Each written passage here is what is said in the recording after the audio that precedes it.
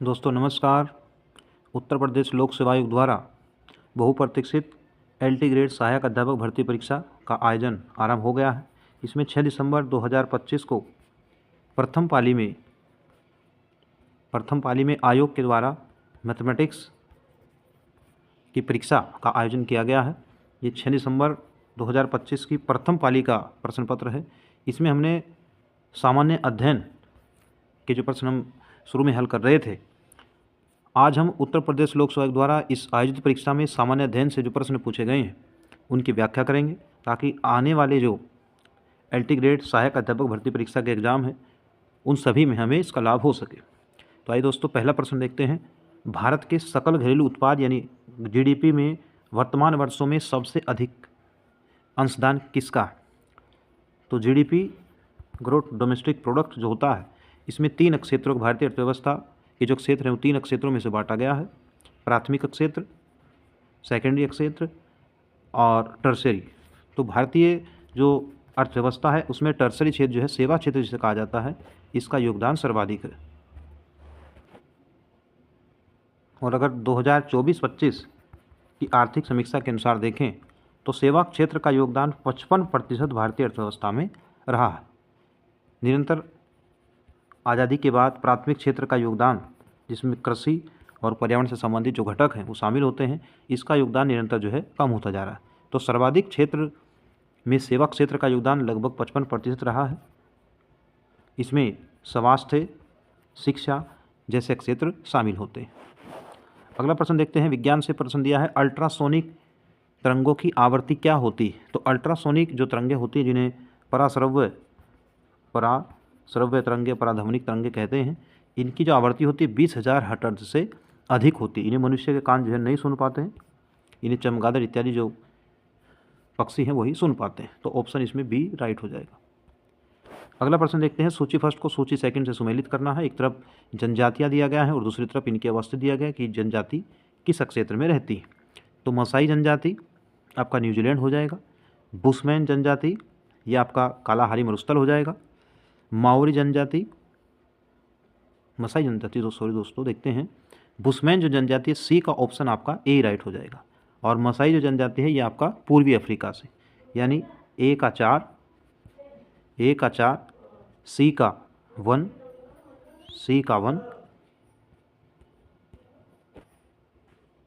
तो इसमें दोस्तों ए का आपका 4 हो जाएगा। बी का जो आपका सिमाई जनजाति है ये आपका मलेशिया हो जाएगा, बी का 3 हो जाएगा। सी का 1 हो जाएगा कालाहारी मरुस्थल। और डी का आपका 2 हो जाएगा, माओरी जनजाति न्यूजीलैंड, यानी 4, 3, 1, 2 इसमें आपका राइट आंसर होगा। तो इसमें ऑप्शन आपका डी राइट हो जाएगा, 4, 3, 1, 2।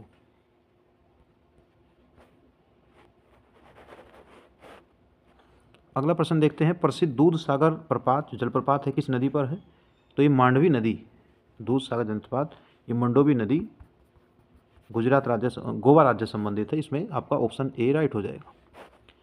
किस फसल को फसलों का ऊँट के नाम से जाना जाता है? तो जवार यानी सोरगम को फसलों का ऊँट कहा जाता है। ऑप्शन आपका ए राइट होगा। अगला प्रश्न देखते हैं। निम्नलिखित में से किस आधार पर जैव विविधता हॉटस्पॉट परिभाषित किए जाते हैं?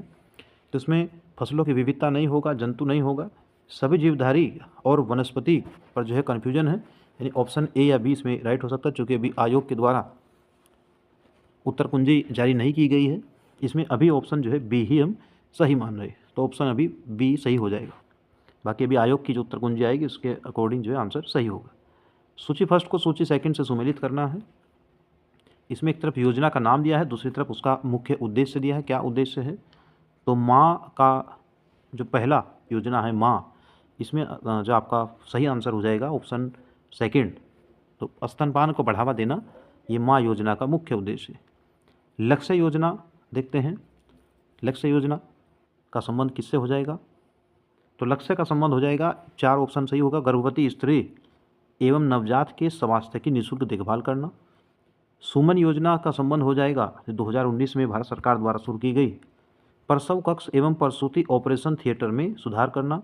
और एमसीपी कार्ड ये आपका PMMY के अंतर्गत लाभ देना। तो ऑप्शन देखते हैं। इसमें हमारा ए का ऑप्शन जो है 2 सही हो जाएगा, यानी 2। दूसरा देखते हैं 4, तो 2 4 3 1, तो 2 4 3 1 ऑप्शन देखते हैं, ये आपका इसमें ऑप्शन सी राइट हो जाएगा। अगला प्रश्न देखते हैं, भारत में सर्व शिक्षा अभियान को प्रारंभ किया गया, तो 2001 में, आसान प्रश्न है। अगला प्रश्न दिया है, किसी व्यक्ति की स्वतंत्रता को सुरक्षित रखने के लिए उच्च न्यायालय ने हाईकोर्ट द्वारा निम्नलिखित में से कौन सी रिट जारी की जा सकती है? तो इसमें बंदी प्रत्यक्षीकरण, व्यक्ति की स्वतंत्रता को सुरक्षित रखने के लिए न्यायालय द्वारा रिट जारी की जाती है। आप सभी जानते हैं दोस्तों, अनुच्छेद 32 को भारतीय संविधान के शिल्पकार डॉक्टर भीमराव अम्बेडकर के द्वारा संविधान की आत्मा कहा गया है। इसमें मौलिक अधिकारों के हनन पर आप न्यायालय में 5 प्रकार के रिट जारी कर सकते हैं, दाखिल कर सकते हैं। इनमें सबसे पहली जो रिट है बंदी प्रत्यक्षीकरण है, उसके बाद जो है प्रतिषेध, परमादेश, अधिकार परीक्षा और उत्प्रेषण, ये 5 प्रकार की रिट जारी की जा सकती है। लेकिन व्यक्ति की स्वतंत्रता के लिए सबसे महत्वपूर्ण इसमें बंदी प्रत्यक्षीकरण यानी ऑप्शन सी राइट हो जाएगा। नीचे दिए गए फसलों में से कौन सी फसल मोटा अनाज नहीं है? तो इसमें गेहूं आपका राइट हो जाएगा, जो कि एक रबी की फसल है, जबकि मक्का, बाजरा और जवार ये सभी मोटे अनाज में शामिल होंगे। करंट अफेयर से भी 2 प्रश्न इसमें पूछे गए हैं। पहला दिया है, जून 2025 में किस देश ने अपने 2 बच्चों की नीति को समाप्त किया? तो ये दक्षिण पूर्व एशिया का देश है वियतनाम, इसके द्वारा 2 बच्चों की नीति को समाप्त किया गया है। सूची फर्स्ट को सूची सेकंड से सुमेलित करना है। एक तरफ अनुच्छेद दिया है, दूसरी तरफ उनका विषय है। तो 51 क, ऑप्शन ए का सेकंड ऑप्शन सही हो जाएगा, मौलिक कर्तव्य, जो भाग 4 क में शामिल है।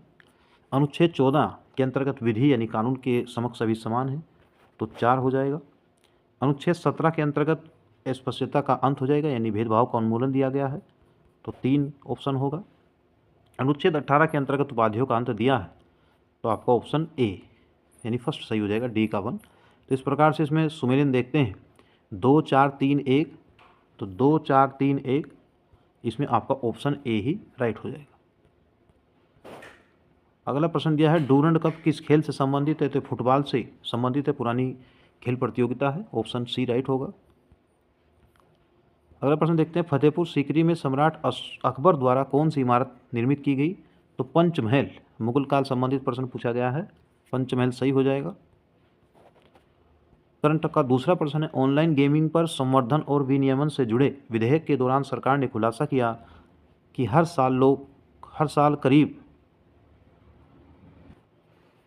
साल करीब 2 करोड़ 20 हज़ार करोड़ लोग जो है गंवा रहे हैं। लोकसभा में यह बिल कब पेश किया गया? तो 20 अगस्त 2025 को यह बिल पेश किया गया। अगला प्रश्न देखते हैं, सूची फर्स्ट को सूची सेकंड से सुमेलित करना है। एक तरफ क्रांति दिया है, दूसरी तरफ उत्पादन दिया है। इसमें श्वेत क्रांति ये दूध उत्पादन से संबंधित है, तो पहले का आपका तीसरा ऑप्शन सही होगा। नीली क्रांति मत्स्य उत्पादन से, तो 3 4, और आगे दिया है पीली क्रांति तिलहन उत्पादन से 1, और हरित क्रांति खाद्यान्न उत्पादन से, तो 3 4 1 2, तो 3 4 1 2 इसमें ऑप्शन डी राइट हो जाएगा। ऐसे स्वामीनाथन जो है भारत में हरित क्रांति की दूत कहे जाते हैं, उन्हीं के द्वारा भारत में हरित क्रांति प्रक्रिया को शुरू किया गया था 1960 के दशक में।